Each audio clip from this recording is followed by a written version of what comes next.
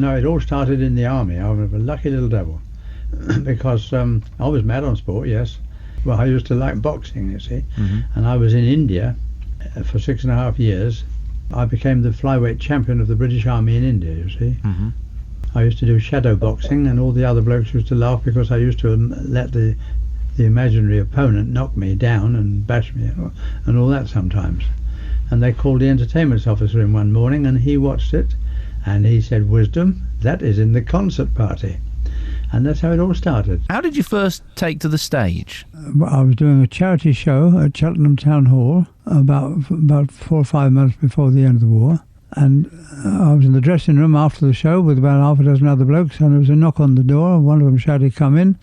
And the door opened, and a gentleman put his face round. Well, he was a gentleman. So I went over to him, and I said, "Yes." And he said, "Are you a professional?" I said, "No." "Why?" And he said, "Well, if when you leave the army you don't try to become a professional, you must be raving mad." And I said, "Well, that's very kind." And, you know, after the war, which was finished about 6 months later, I was out of the army. I went to Collins Music Hall in Islington, asked to see the manager, and he did see me, and I said, "I'd like to go on the stage." He said, "Well, what have you done?" I said, "Well, concerts around the hospitals and that at Cheltenham, and troop concerts." And he said, "Oh, don't be silly. Variety theatres are closing all over the country. You don't stand a chance. Forget it." But I wouldn't listen to that man. I took a room nearby, and for 3 weeks I became that man's shadow. I mean, I really did. I followed him wherever he went, and eventually he said, "Look, if I let you go on First House Monday and you're no good, will you promise to go away and leave me alone?"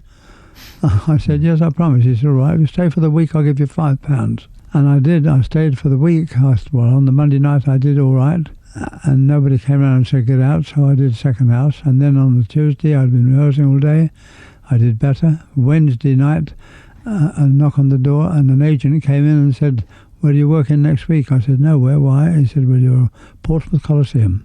He booked me for that. On Friday was another bloke came in and said, "Where are you working next week?" I said, "Portsmouth Coliseum." "Why do you ask?" He said, "Well, when would you be available?" I said, "Well, just have a look at my diary." And then that was it, and that was my start into show business. And the gentleman who had said, "If when you leave the army you don't try to become a professional, you must be really mad," was Rex Harrison. You did your first Royal Variety performance back in 1952. Those sort of opportunities over the years, I don't know how many you've done now in total, but I mean, they must be some of the greatest achievements in your career, are they? Oh yes, one of the most exciting, some of the most exciting things I've done. Yes, show business. I've done 9 of them. And you've met the royal family a number of times as well. I've also done a private show at Windsor Castle. There was, I think, in the 90s, an album of your songs released, wasn't there? Oh yes, that was called The Musical World of Wisdom. What's the secret of your success, do you think? The harder you work, the luckier you seem to become. And I've worked hard, and I've loved every moment of work that I've done. You are undoubtedly one of our, not just a comedy great, but one of our greatest entertainers of all time. But a lot of people in that position probably don't realise it. Do you actually realise how successful you've been? Well, now you've told me, yeah, cool, thanks very much. Amongst the honours that you've received over the years, I mentioned the Knighthood and the OBE.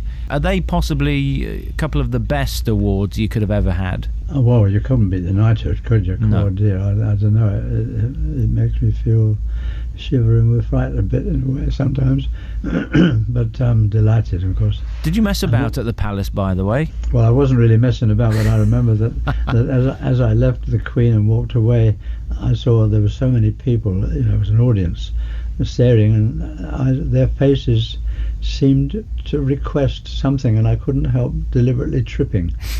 And they screamed with laughter, and I turned round, and really the Queen had a hand over her mouth laughing as she bent over. Yeah, it was lovely.